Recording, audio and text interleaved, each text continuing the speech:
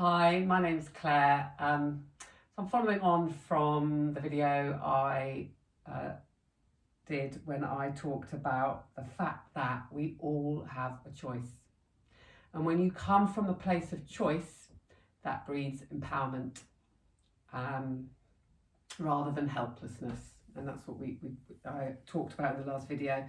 So I spoke about asking questions when you go to get your diagnosis so that you have the information that you need to be able to make your own choice. Now, of course, it's very sensible to listen to the oncologists and the surgeons and the advice that they give you.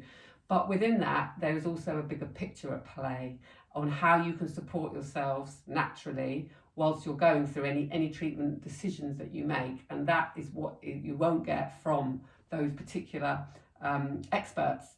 My personal journey is that I actually assumed I'd be able to deal with whatever came up naturally.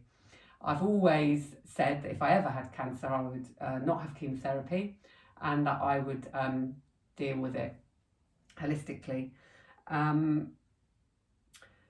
So I went in with that intention. However, as my results came through, and I needed more tests, and as the test results came through, etc., it transpired that my cancer was a more aggressive type and already stage 3.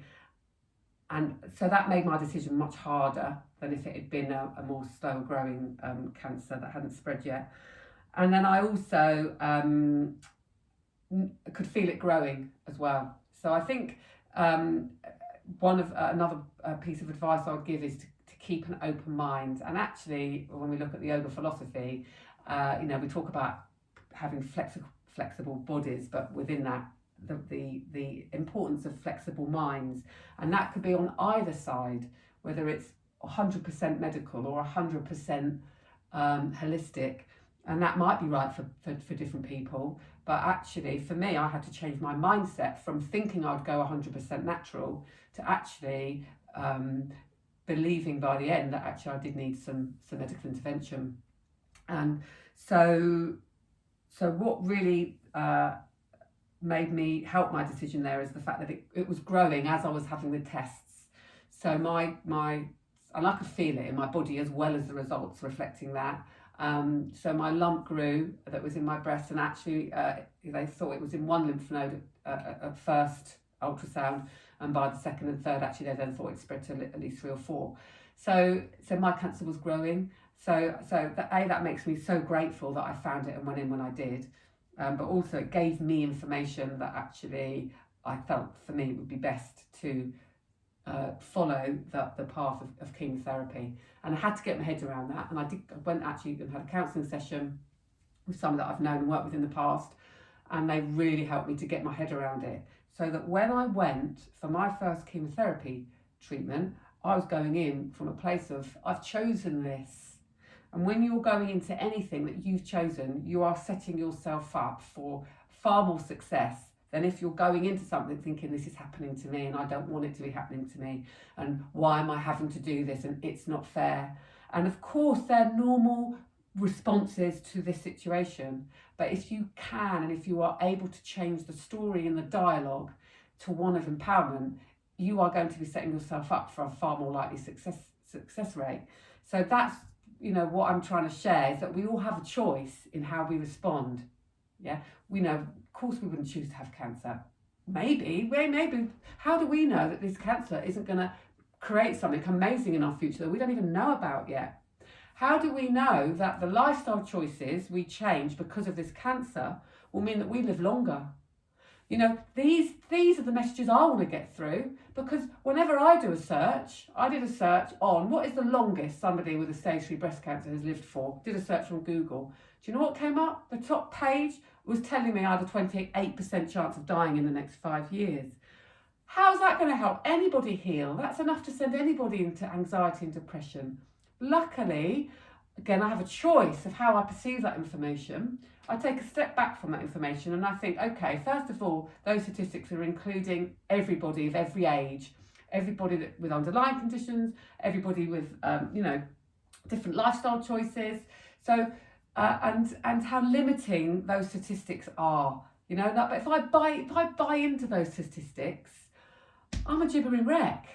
So again, the message here is you have a choice. I think, like anything, you can take things from statistics, but see the limitations that they are presented within. Same as the medical profession.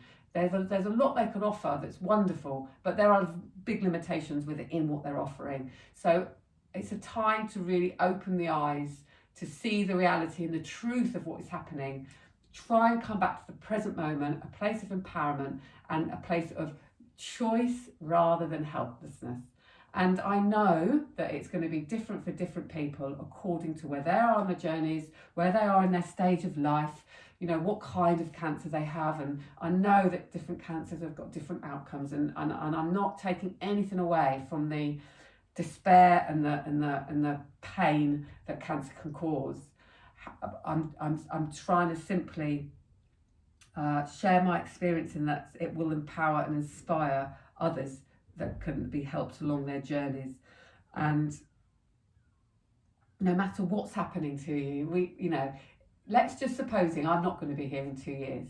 Yeah, I don't believe that's going to be my journey, but let's just supposing that is the case. My last 4 or 5 months of going through chemotherapy I've had a good life. There's nothing I would, change. I've had blessings in that time. So I've lived as fully as I can in that time, in that moment, and that's all we can do. We can only live moment by moment as fully as possible. And I've been empowered for the last 4 or 5 months. So there's so much liberation in that if you can reach it. And I know that's very, very hard. And it's only because of past suffering that I feel as though I've been able to deal with this in this way. So the message here is that, we have a choice. If you can go through, if you are making your own choices, then you are entering each phase of your treatment, or not, whatever you choose, with authenticity, with truth, with alignment, with empowerment. And so that's what I would encourage you to do, is to take the information that you're given, ask questions so that you understand what's going on, do your own research. If you have people you really value and trust their opinion, like my brother was a biochemist, I'm very lucky that I'm in the yoga world and I'm surrounded by therapists and holistic therapists. So I had a few trusted people that I could ask. But ultimately, it was down to me. And that can be very scary, and it can be really hard. In fact, I think it's probably one of the hardest things to do, which is why it's called a practice, because it's not something we have to keep practicing. And, trusting that we have our own innate wisdom that we can tap into, this sense of an inner guide.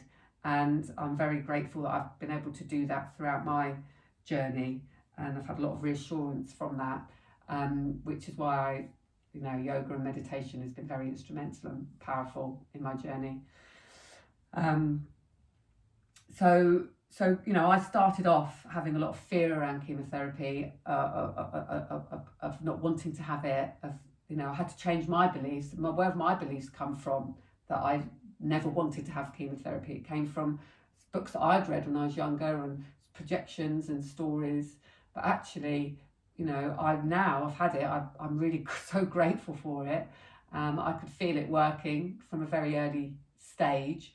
I also believe everything else I did alongside it massively helped the chemotherapy be so effective, and perhaps I didn't need as much as I had. I'd still stopped early because I felt like that the chemotherapy had done what it needed to do. And if I'd had a slower growing cancer, then I would have done the 3 months, tried everything naturally, and then monitored it from there. But for me, it felt right that I had the chemotherapy when I did, and I'm glad I have. So I hope this video is helpful for people navigating their own journey. I'm going to do a separate video on if you are having chemotherapy, how you can navigate it to minimise the side effects and maximise the benefits. I think that's the path. That's where you want to put your energy and focus. So thank you for listening. I hope it's been useful and helpful, and I really do wish anybody embarking on any similar journeys all the very, very best of luck. Namaste.